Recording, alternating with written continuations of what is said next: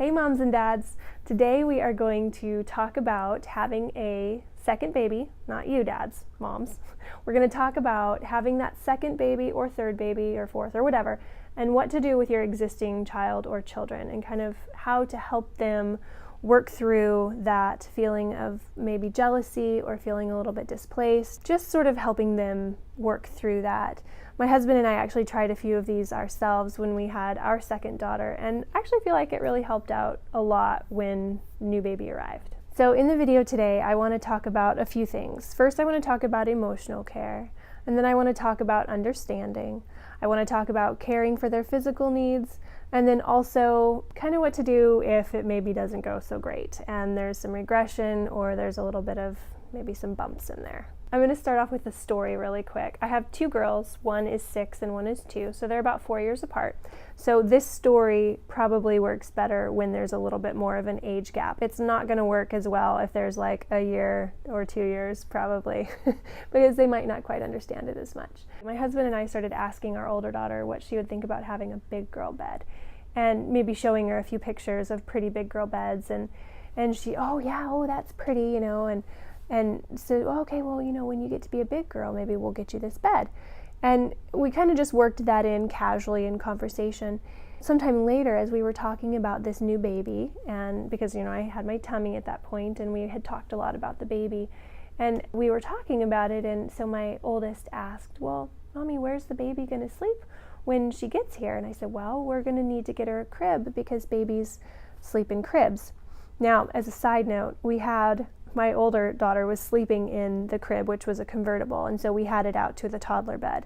So I was hoping to put the baby in that crib and then give her the big girl bed. Like, that was kind of my plan all along, but I also didn't want to just be like, okay, well, we're going to take your bed, because it was her bed, I didn't want her to feel like we were just taking it away. And it worked out so nicely, because she says, well, what are we going to do? And I said, well, we're going to need to get a crib for the baby because that's the safest spot, and she said, I know, Mom, why don't you give the baby my crib and you and Daddy get me a big girl bed?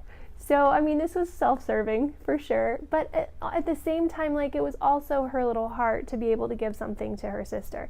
And it worked out perfectly because it was her idea and not me taking her bed away from her. So I feel like that worked out really well, and she was super excited and proud of the fact that she had given her bed, which was her comfortable spot, to her sister.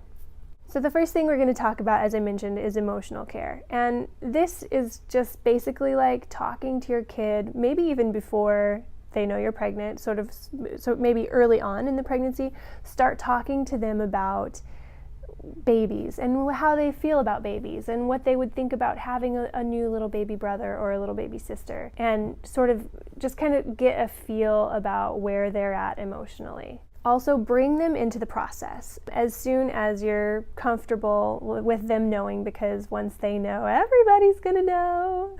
I actually just had a pregnant friend here, and my oldest, we were at church, and she was like, this is my auntie and she has a baby in her tummy. And my friend was like, I sure do. She didn't care. But what I'm saying is, make sure you're ready for, everyone at the grocery store and the gas station to understand. So bring them into the process. So as soon as you're ready to let them know, start talking to them more about babies and let them touch your tummy. And especially once there's movement and stuff like that, let them feel it, and just bring them in as much as possible into the process so they actually feel connected to what's happening. Another thing that would be helpful, and actually we did this with ours as well, is if it's appropriate, again, age is going to kind of play a part in this, but if it's appropriate, consider a small gift from the baby to the older sibling. So I found something that I knew my older daughter would really like, and so I wrapped it and hid it away in the hospital bag until we were going to need it. And then so when our daughter came to meet the new baby, we had it waiting for her in, of course, the frilliest, pinkest, amazing wrapping paper ever. So she saw the baby and she was super excited, but she was like, what's that over there? What's this pink thing? And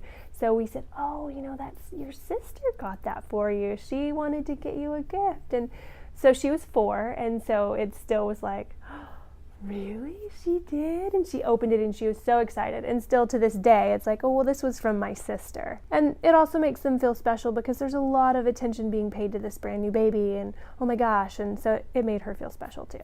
Another tip to consider is as you're leading up to the time that the baby's going to arrive, start having the older sibling or siblings spend some extra time with dad or grandparents or aunts and uncles or best friends or whoever. Start having them spend a little bit of extra time with your tribe, the people who are going to be helping you when the baby arrives. And then that way when the baby does arrive, it's not like they feel like they've just been foisted off on dad, like, well, mom's got the new baby and so now I got to be with dad. It'll actually feel more like, okay, this is kind of normal, like, you know, we go to the park every day, or every Monday and Wednesday and Friday we go to the trampoline park or whatever. So it's already kind of feeling normal. Lastly, under emotional care is to consider being careful of your older siblings' space.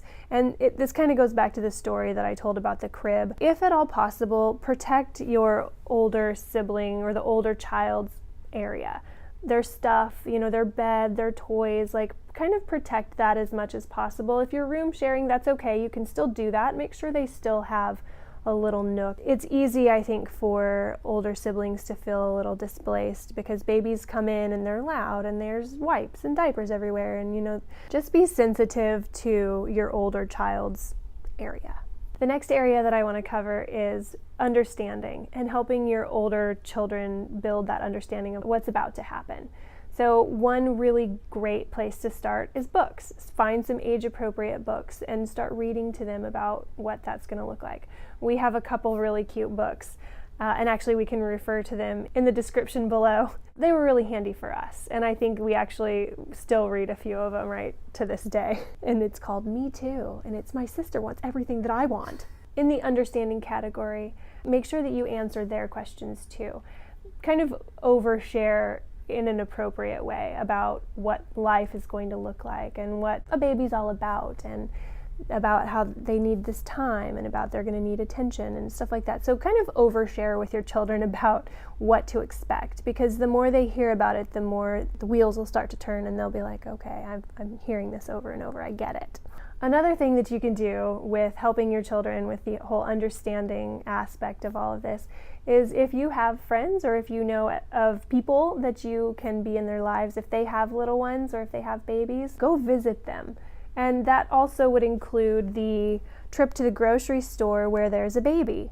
You know, if it's a mom and she doesn't look like she's about to completely lose her mind, you know, consider picking up your older child or your baby, might still be a baby, your toddler, and just say, look, there's a baby. That's what's in mommy's tummy. And, you know, every opportunity you get to show them this is a baby and this is what's in here, the more they see it, I think the more they'll start to understand that eventually there's going to be a baby coming out of there. And then lastly, and this kind of ties in with what I just said, is make sure they understand the needs of a baby. This is going to mean that generally, babies want mommy most of the time. And, you know, I think that older children or older siblings probably still kind of want mommy too. So it helps to explain to them that this isn't a permanent thing, but that, you know, little babies kind of have to be with mommy a lot of the time. And they may not get it if they're younger, but just explain as best you can in their language and at their level. Next, I want to talk about the physical needs of your older child or children once the baby comes. So the first thing is line up help from your tribe. This is your husband, your parents, your in-laws, aunties and uncles, best friends, people who your existing child, people who they hang out with, or maybe they hang out with their kids. Line up help from them trust me, because there are going to be times when you are home and you've got this brand new baby and all baby wants to do is lay right here, and your older child is like, play with me, I'm bored, hold me, play this really loud game with me, and you can just tell that they're so bored and they're just like, oh, you know, so line up help from your tribe. Just get it on the books right now. The important thing about this is that your tribe is going to basically pay attention to your older child. So when they show up, Just kind of like when my parents would come over, the very first person that they would greet would usually be my older child, and they would immediately focus their attention on her. One, because the baby doesn't care, but two, my older daughter did care. So it's because it's easy when you walk into a room and there's a brand new baby, it's really easy to, want to run over, oh, look at the baby, because babies are cute. Meanwhile, you've got you have your older child over there who's like, wah, wah, lame. So make sure your tribe knows that their job is to focus on your older child. Another thing that we did that actually worked out to really great is that we started storing up items that I knew that my older daughter would enjoy. Like, as an example, we found this giant princess drawing pad at Costco for like $9, and I think I was about halfway through my pregnancy, and I'm like, yep, buying it, and I just hid it in the house where she wouldn't find it. So I bought those, and I bought a few other little things, not anything super expensive.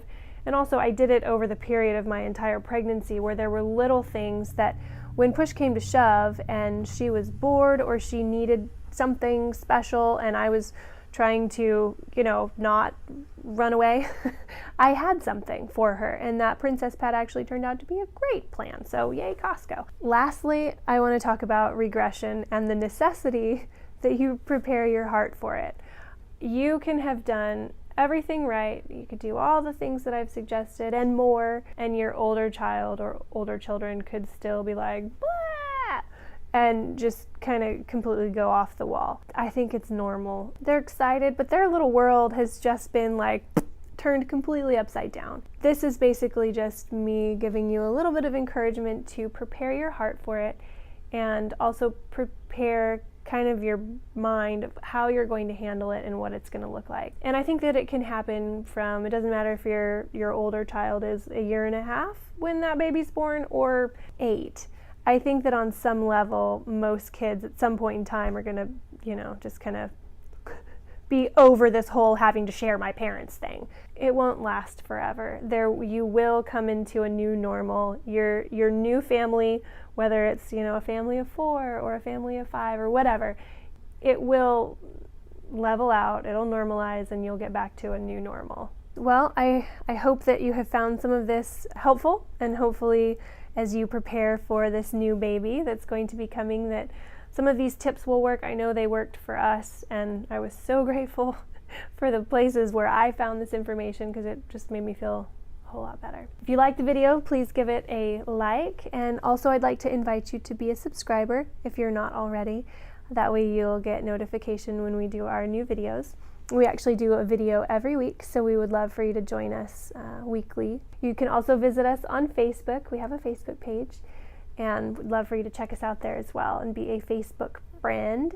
If you have one last thing, if you have any other ideas, I would love for you to drop them in the comments. I love to hear other things, because I ain't having any more babies, but there's plenty of people who are, and it's always good to have information. Knowledge is power.